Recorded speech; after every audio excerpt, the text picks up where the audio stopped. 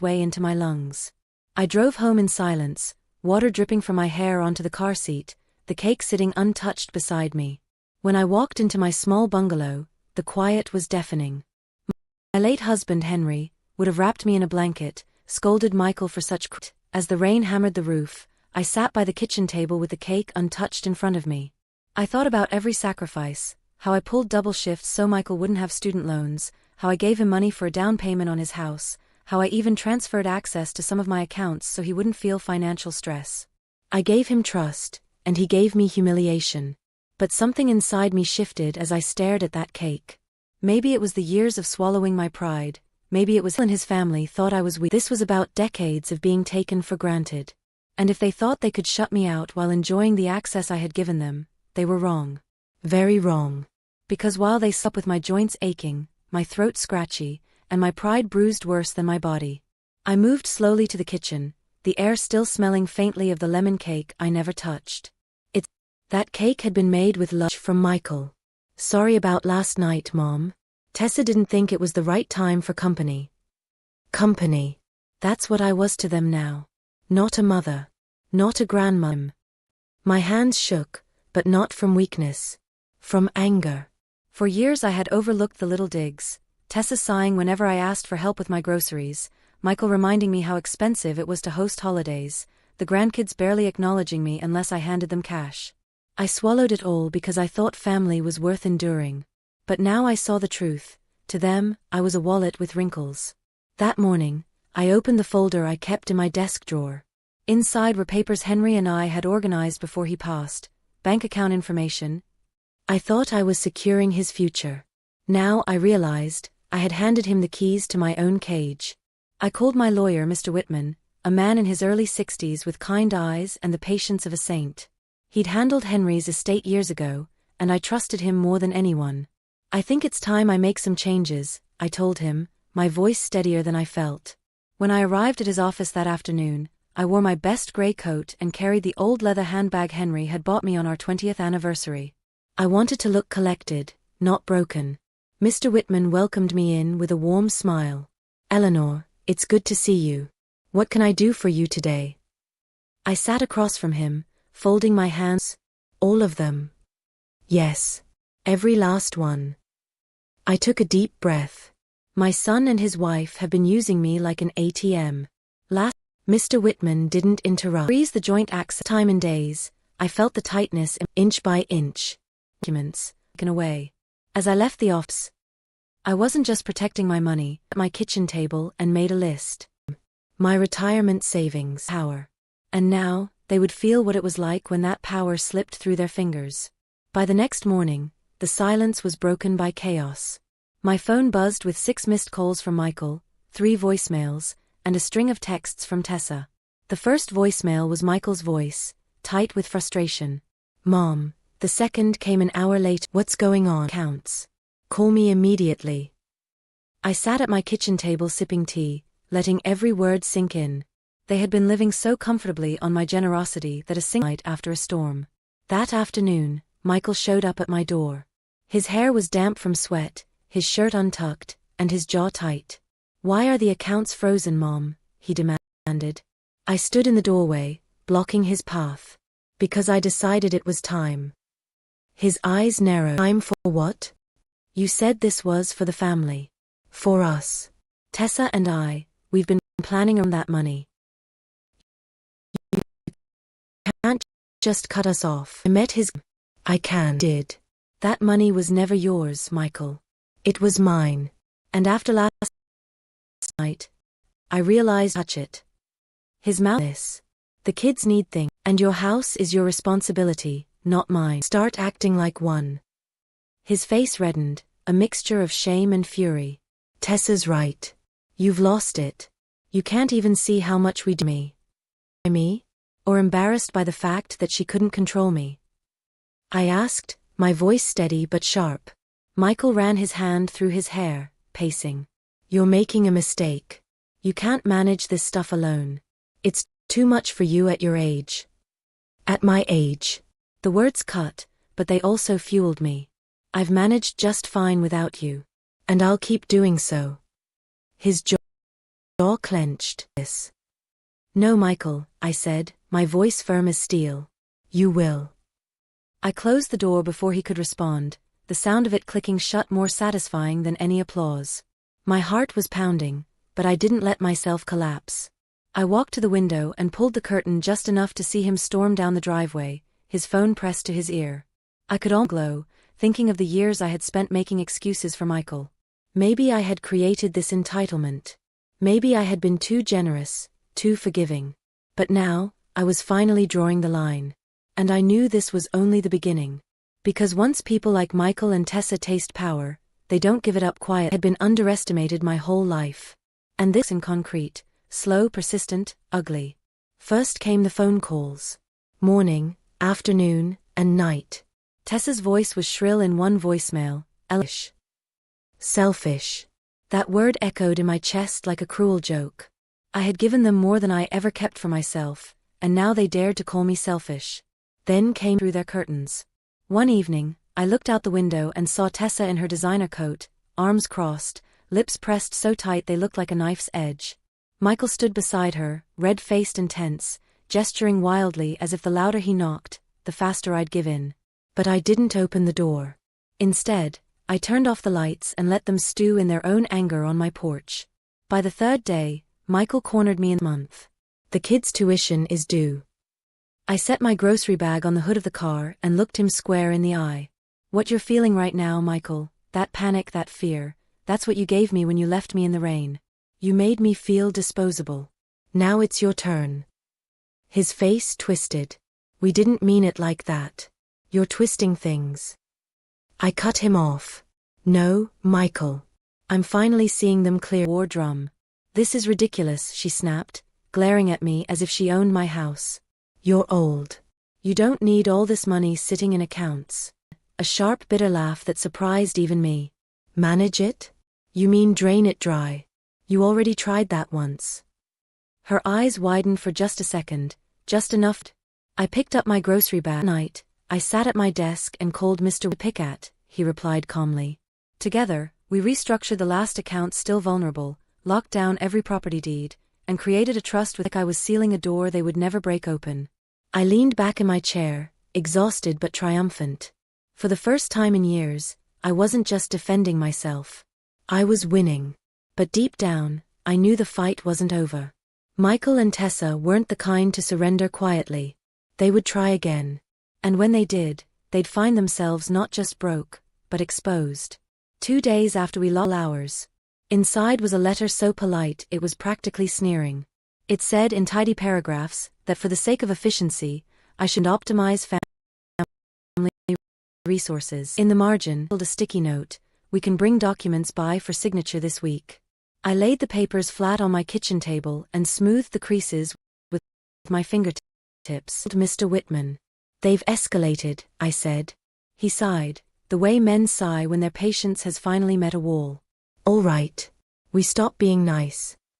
He told me to come in early the next morning. I wore my navy coat and combed my hair smooth. I didn't feel small anymore. I've revocation for any prior permissions you ever gave them, he said. We'll add a cease and desist for harassment and a financial exploitation. I'll copy the bank's legal department and the county elder resources office so there's a record in places that matter. While he talked, his paralegal rolled in a little car, me signing, the notary stamping, Whitman checking, the paralegal sealing. Every thunk of the stamp sounded like a gate slamming shut. When we finished, he slid another document toward me. Living trust. Irrevocable. You are getting grants for seniors and after-school programs for kids who don't have anyone to pick them up. Conditions are clear. Your son and his household are excluded from any benefit or control. I thought of Henry. I thought of the years we scraped and laughed and built and promised. Then I thought of the porch in the rain. Do it. Like setting down a weight I'd carried so long I didn't know it was there. Now, Whitman said, one last detail. I've scheduled a courtesy family meeting for tomorrow at 3. Not here, neutral ground. He smiled without showing teeth. The public library meeting room. Good lighting. Security on call. We'll invite them to hear your estate update.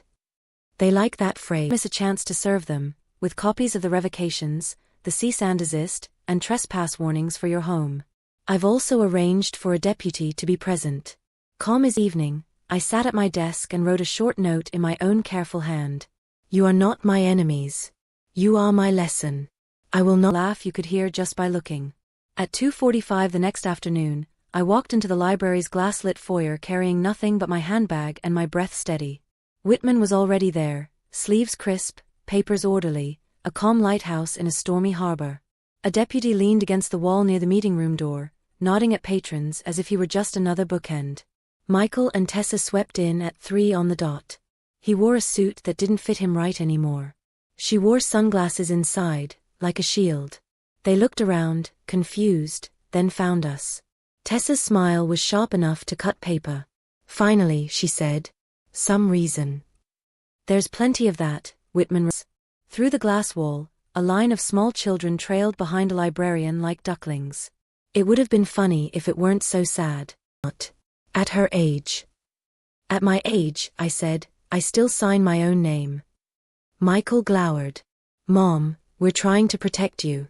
This paranoia isn't healthy. Whitman slid the first packet across the table.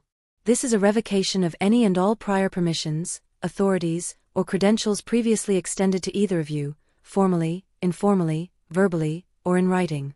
Effective immediately. A copy is already on file with the bank and your mother's financial custodians. Tessa's mouth tightened. You can't just revoke. She can, the deputy said from the doorway, polite as Sunday, his thumbs hooked on his vest.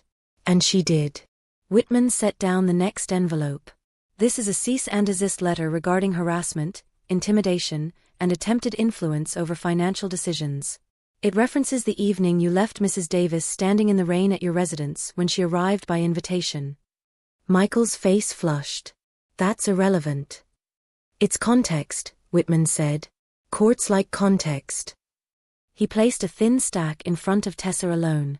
And this is a formal notice that any further attempts to obtain fiduciary control backing. So that's how you want to play it. I'm not playing, I said softly. I'm finishing. Michael leaned forward, palms flat on the table.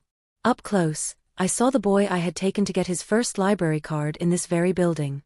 He looked different now, harder at the edges, thinner around the patience. We thought we could handle things better than you, he said through his teeth. You should be grateful. I am grateful, I said. Grateful I woke up before I signed away the rest of my life. He laughed once, a short, ugly sound. What about the house? Our kids practically grew up there. It's our family home. No, I said, had ready. And it now belongs to a trust of us tutors and fix leaking roofs for people who don't have you to call. For a heartbeat, no one spoke. Even Tessa's thumbs went still over her phone. Is this revenge? She asked, chin lifted. It's a boundary, I said. Revenge was locking down the accounts before you could take more. This is a future. Michael's temper cracked. What are we supposed to do? You left us stranded. You left me standing in the rain, I answered. That's where we both learned what stranded feels like. His jaw worked. You'll dance toward the glass wall where two teenagers were trading jokes at the graphic novel shelf, the librarian shushing them with a smile. I let the quiet stretch until his words sounded small and tired in it. I'd rather be alone than erased, I said. Whitman closed the folder. We're done here, he said, and the deputy stepped a little. Contact should go through my office. If you appear at Mrs. Davis's residence without invitation, you will be trespassing. Tessa stood, chair scraping. You think stop, she sneered. They can stop thieves. We left the library separately. Outside, the sky was the pale blue of a day that didn't owe anyone anything. I sat in my car with my hands on the wheel after a long heel. By Friday, the bank's updates had posted and the trust registry flagged the new filings. The house got quiet, and the quiet was mine. Then, on Sunday, something I didn't expect. My granddaughter, Ava, came by alone. She stood up. I shouldn't be here, she blurted when I opened the door. Dad thinks you're trying to ruin us. I'm trying to stop a ruin, I said. Come in. Or don't. Your choice. She came in. Sat at the kitchen table. Stared at her hands. I saw you that night, she said finally, voice small. Through the window. In the rain. A tear slipped out, and she swiped it away like it offended her. I didn't tell them you were there. I should have. I'm sorry. My throat tightened. Thank you for saying it. She looked. I'm better than I was. She nodded toward the counter, where Whitman's neat stack of copies still waited to be filed. Are those the papers that made Dad so mad? Like, to help with the garden? Mom says I spend too much time online. I smiled, sudden and real. I could use help with the tomatoes. She stayed an hour. We didn't talk about money. We didn't talk about sides. We talked about soil and school and a boy who played guitar and didn't know she existed. When she left, the house felt less like an island. On Monday morning, Whitman called with one last update. We received a reply from the firm, he said, and I could hear the grin in his voice. They've withdrawn the POA request. In light of new information, meaning we scared them. Good, I said. Let's stop giving them any more of our air. After we hung up, I made a list. Not of losses, those I could recite by heart, but of next steps. I called the community center about the fund. I scheduled a visit to the after-school program to ask what they really needed. I planted the tomato starts, one by one, dirt under my fingernails and sun on the back of my neck. Late that afternoon, clouds gathered. A thin rain didn't scare me anymore. It felt like a wash, a blessing, a boundary being drawn by the sky itself. My phone buzzed on the table beside me. A text from an unknown number, you don't deserve a mother like her. Then a second, I'll help with the carpool. Tell him I said so. I didn't need a signature to know and listen to the rain. The porch light glowed warm against the gray. Inside, the house smelled faintly of cinnamon and lemon cleaner, the way it always did when I finally put things back in their places. I thought of what Tessa had asked in the library, whether this was revenge. Maybe it began that way. But standing there, cup warm in my hands, the word no longer fit. Revenge keeps you tied to the harm. Boundaries set you free. I don't know what will happen with Michael. I don't know if time is strong enough to fix a heart that learned to take before it learned to give. Lasts both of us. I went back inside, turned off the news, and set 2 plates on the counter out of old habit. Then I smiled, put one. The house held. My phone stayed quiet. Somewhere down the street, a neighbor's wind chimes knocked together, soft and forgiving. They left me waiting in the rain. I froze their access, their noise, their reach. And I gave myself back the one thing I'd handed away without noticing. Choice. Thank you for listening. If this story resonated with you, share yours in the comments. Your voice matters. And don't forget to subscribe. There's more where this came from.